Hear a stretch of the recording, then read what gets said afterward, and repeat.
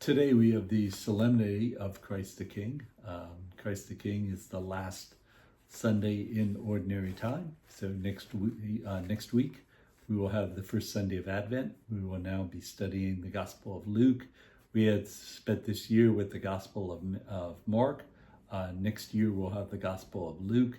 And so we begin the church year. Church year doesn't start with the 1st of January, but instead with the first Sunday of Advent. So we think about Jesus as priest, prophet, and king. So we think about a prophet as the one who speaks for God. It's really not just simply a matter of somebody who can predict the future, but really someone who speaks for God. So we think about, thus saith the Lord. And so we think about Jesus as that word made flesh, that the word of God, bringing us the word of God, bringing us God's revelation to us. So prophet. We think about the fact that he is a priest. You know, we think about the priests who were there in the temple, and the priest offered sacrifice. So we think about the one perfect sacrifice of Jesus Christ on the cross, taking upon himself our past, our present, and our future sins there on the cross.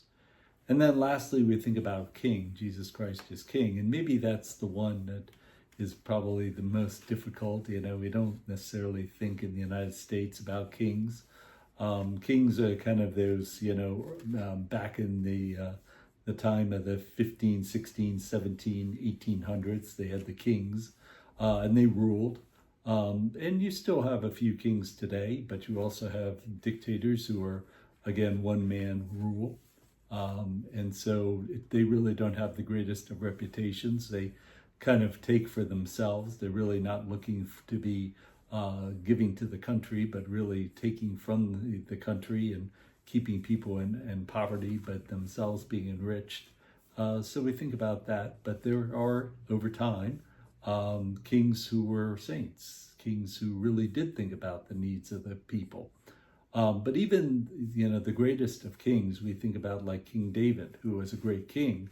But even King David had his problems. King David had adultery with Bathsheba, which led to the killing of Uriah, the Hittite. And then we think about the not disciplining in the family, which resulted in Absalom rebelling against his father David.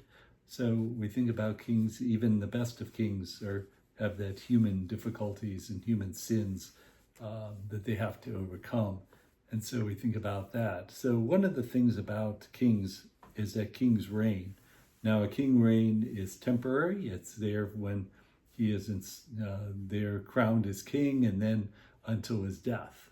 And then hopefully gives that to his son, to one of his sons. But kings can also be overthrown. They can be overthrown by the army. They can have all kinds of problems with the kingship. So a king's on earth is temporary. We think about Jesus' reign as eternal. We think about Jesus as there as eternal. And so we think about the prophecy that was there in 1 Samuel chapter 7, 2 Samuel chapter 7, verse 13, where the prophet Nathan says that his kingship will last forever, that there will be someone from your loins and his kingship, his reign will last forever. So Jesus fulfilling that prophecy of the prophet Nathan. We also think about the fact that kings are sovereign. They do whatever they want to do. After all, they're the ones who are in charge.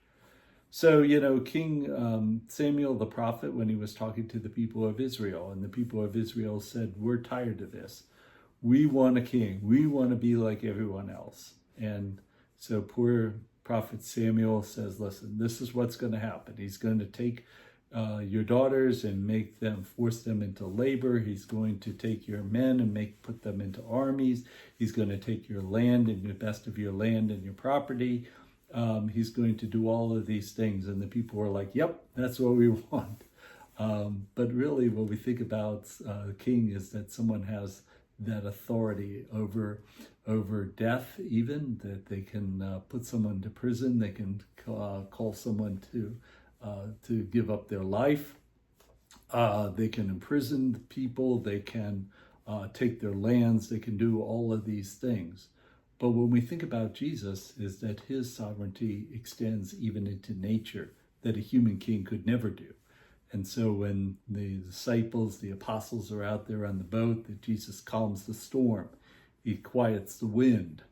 He's the one who has power over sin and death. So he tells the widow's son and Nan to arise, and the child arises from the grave, from the coffin. And so we think about Lazarus, who is there in the tomb for 4 days, and he says to Lazarus to come out, and he does. So Jesus having power and sovereignty over even death.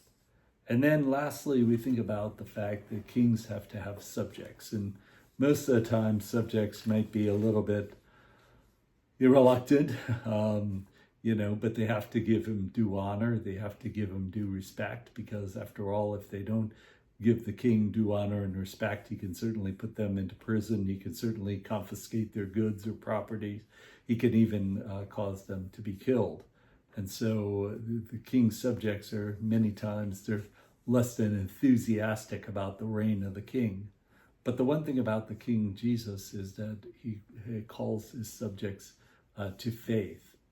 And he's willing to let even the people go. So we think about the hard sayings of Jesus when he sees the crowds, and he says that that unless you eat the flesh of the Son of Man and drink his blood, you have no life in you. Or, whoever hates father or mother, whoever loves father or mother or son and daughter more than me is not worthy of me. So all these kind of ways that Jesus has invites us to that faith.